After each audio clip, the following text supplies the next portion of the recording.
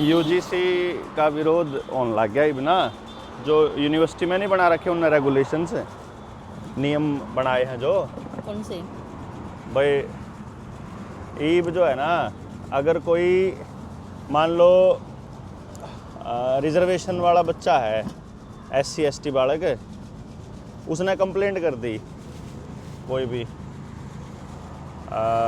For example किसी का बच्चा बहुत होशियार है, अभी NSUI का जो प्रेसिडेंट है लड़का, उसने भी बयान दिया था एक कि हमारे साथ भी ऐसा हुआ कि जब मैंने एक लड़के के साथ लड़ाई बजी किसी बात के ऊपर, बहस होगी, तो वो नहीं बोला देख ले तेरे खिलाफ कंप्लेंट कर दूंगा SC ST एक्ट में। SC ST एक्ट में मतलब ये हो गया कि आपको फंसा देंगे। इबिन ने क्या करा था शुरू में, गामा में करा,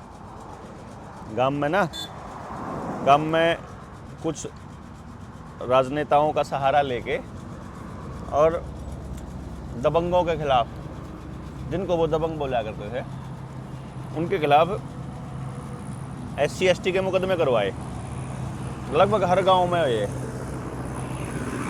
जिससे अपने गांव में पटाने में भी हो रहा है। मतलब रवि आजाद पे भी तो SC ST का ही लगवाया है उन्होंने सीधा। चल वो तो रवि आजाद वाला पॉइंट है कि वो एक नेता है और पॉलिटिकल विरोध ही कर रहे हैं। यहाँ जो आप बात कर रहे हैं वो गांव में जो सामाजिक आदमी हैं, जो थोड़ा बहुत उठे हैं, बोल रहे हैं, उनके खिलाफ उनने मुकदमे करे। जैसे ही कोई मौका मिला, कोई बहाना आया, उस बहाने में मतलब फंसा दिए, बातचीत करी, भाई हमारे को जाति सूचक शब्द कहे, ये कहा। अब उसमें जो समझौता हुआ है या जो आखिर में बात लेके जाओ हुआ, तो है बात नहीं आ रही, जिसकी अपनी राजनीति है, राजनीति का तो खेल नहीं आ रहा। इससे ऊपर एक बात है कि जो सामाजिक ताना बाना है, यानी जो बाकी लोगों के दिमाग में जो मैसेज आवा है कि अब कुछ लोग या ये लोग इस तरह की कानूनों का नाजायज फायदा उठाने लग गए।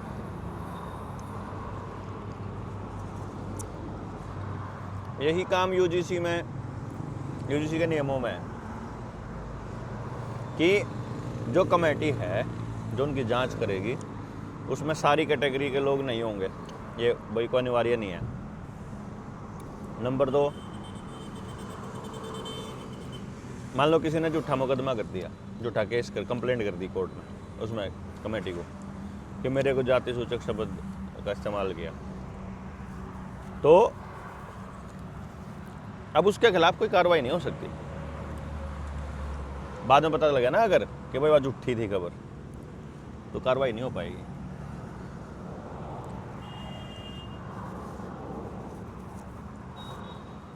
अच्छा, लोगों को लग रहा है कि ये सिर्फ यूजीसी का मसला है। रियलिटी में फ्री ट्रेड एग्रीमेंट के ऊपर साइन करे हैं नरेंद्र मोदी ने वर्ल्ड इकोनॉमिक फोरम के वहाँ। अभी वहाँ 7-8 मुख्यमंत्री जा रहे हैं दावोस, वर्ल्ड इकोनॉमिक फोरम की एनुअल मीटिंग होती है वहाँ। अच्छा। और ये जो मुख्यमंत्री हैं ये अब प्राइवेटाइज हो चुके हैं, मतलब बेसिकली अब सरकार ही सारी प्राइवेटाइज हो ली है। ये जो अब जो कार्यक्रम बनते हैं वो नीति आयोग के माध्यम से बनते हैं, और नीति आयोग प्राइवेट संस्था है। बैंक सारे प्राइवेटाइज हो लिए, कंपनियां सारी प्राइवेटाइज हो ली, आर्मी को प्राइवेटाइज कर लेंगे, पुलिस को भी प्राइवेटाइज करने का प्लान बना रहे, फूड एजेंसीज को भी प्राइवेटाइज करने का, बीज को भी, पानी को भी, सड़कों को भी, हाईवेज को भी। कोर्ट में भी हैं, AI ले आए, इधर जितने ये सचिवालय हैं, DC दफ्तर हैं, यहाँ पे भी पब्लिक प्राइवेट पार्टनरशिप के तहत प्राइवेट कंपनियाँ बैठी हैं डाटा इकट्ठा करने के लिए। गाँव में CHC सेंटर प्राइवेट हो लिए हैं।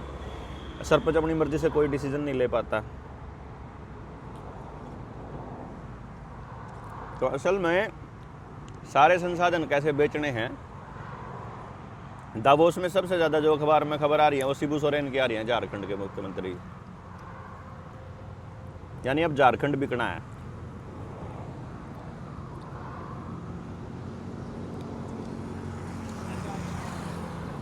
झारखंड में क्या है वो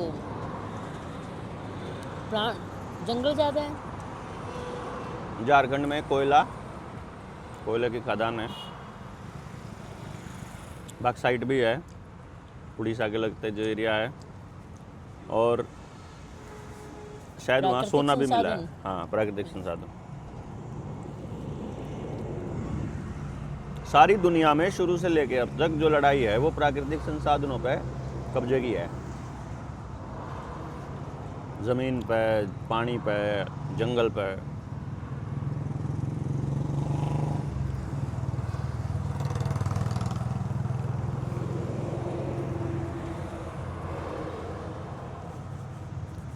सारा खेल इसे पे चल रहा है।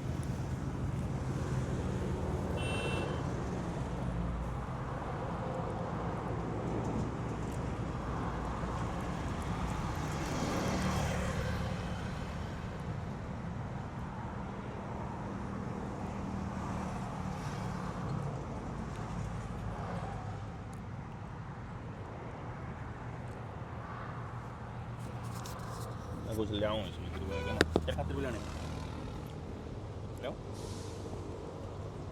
ले लो। बीच में भी तो कह रहे थे आप है नहीं।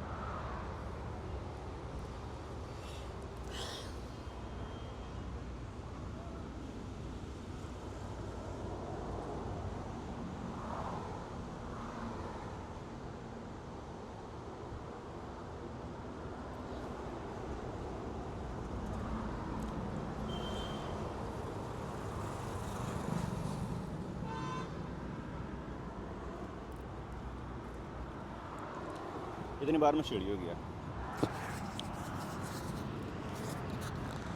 छिली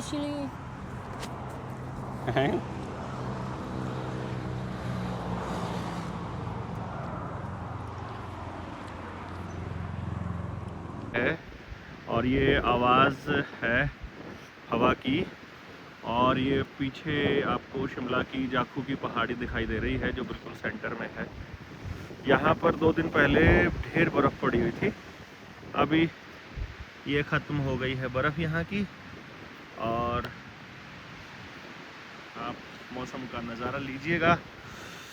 अभी माइक लगा देते हैं और देखिएगा कि माइक लगाने के क्लियर हो गई होगी, और इसी से पता चलता है कि माइक कितना ज़रूरी है।